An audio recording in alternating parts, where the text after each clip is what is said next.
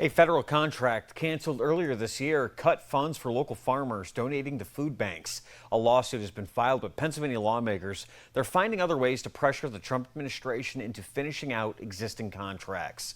Our Pennsylvania State Capitol correspondent, Kara Jeffers, live in Harrisburg to report on a bipartisan letter and a new bill idea. Kara?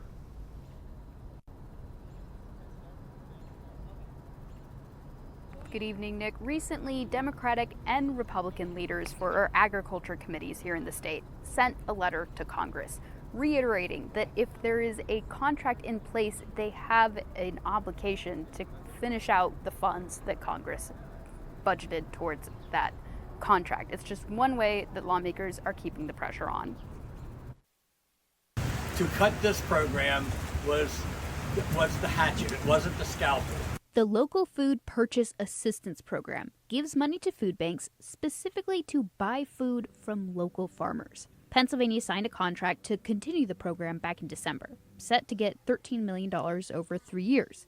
Then, in March, the contract was terminated, leaving some farmers in the lurch. You don't just grow something overnight. It takes time. You got to plant it. You got to process it. The committee chairs and Governor Josh Shapiro visited a recipient of the grant program earlier this week. Shapiro filed a lawsuit on this issue at the start of June. We win these because the law is on our side. They had a contract with the good people of Pennsylvania. This was a clear 3-year contract. They broke it 4 months in, and I feel confident that we're going to get there at the end of the day.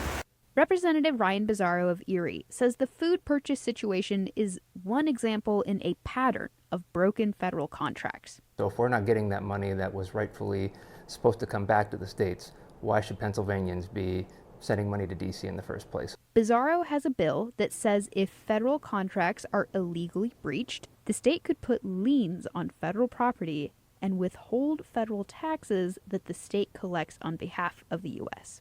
Until they restore our funding that was already appropriated to us constitutionally by Congress.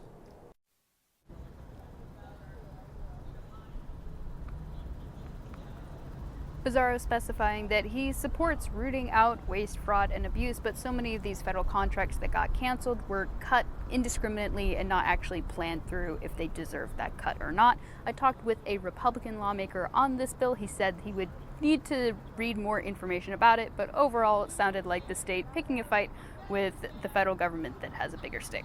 In Harrisburg, I'm Kara Jeffers, WENY News.